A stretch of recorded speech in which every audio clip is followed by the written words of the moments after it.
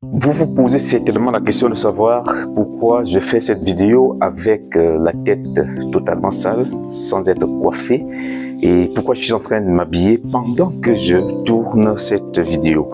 En fait, cela fait déjà 2 ans que j'ai programmé faire cette vidéo et je l'ai renvoyée 365 fois en 2 ans. Chaque fois, il fallait la tourner le lendemain, il fallait la tourner la semaine suivante et j'attendais d'être suffisamment prêt pour pouvoir la tourner. Alors ce matin, je me suis réveillé et j'ai dit stop, je tourne cette vidéo. Peu importe la situation, peu importe l'état dans lequel je me trouve, coiffé ou non, je vais devoir tourner cette vidéo. Alors, ce que j'ai fait pendant ces 2 ans, c'est ce qu'on appelle tout simplement la procrastination.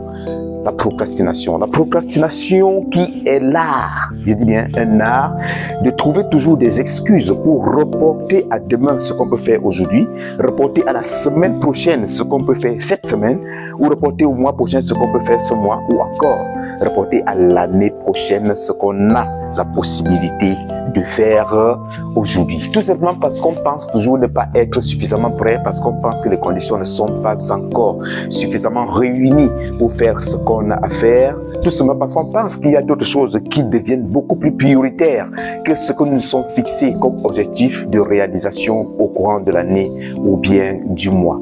Pour vaincre la procrastination, il faut simplement se donner une discipline personnelle. Ça veut dire, lorsque vous décidez de faire quelque chose, vous le faites sans hésiter. Rien ne doit se mettre entre vous et l'objectif que vous vous êtes fixé. Sinon, vous vous retrouverez 10 ans après à ne pas faire ce que vous aviez à faire. Si vous voulez écrire, par exemple, un livre, commencez dès maintenant. Matérialisez toutes vos idées. Mettez toutes vos idées par écrit. Chaque jour, dès que vous avez une inspiration, mettez votre idée par écrit. N'attendez pas que ce soit parfait, que toutes les informations dont vous avez besoin soient parfaites pour pouvoir mettre sur le marché votre livre. Parce que si vous attendez que tout soit prêt, vous n'écrirez jamais votre livre. Il est préférable pour vous d'écrire une première édition, même si celle-ci n'est pas bonne, elle n'est pas parfaite. D'ailleurs, la perfection n'est pas de ce monde. Et vous pourrez donc avoir l'occasion ou l'opportunité de modifier, d'améliorer, d'apporter un plus tard. Et d'ailleurs, vos lecteurs, votre audience, ceux qui vous suivent vont comprendre tout simplement, lorsque vous aurez fait une nouvelle édition de votre livre par exemple, que vous avez apporté plus de valeur, que vous leur apportez de la valeur, que vous avez marqué un pas vers l'avant. C'est de ça qu'il s'agit.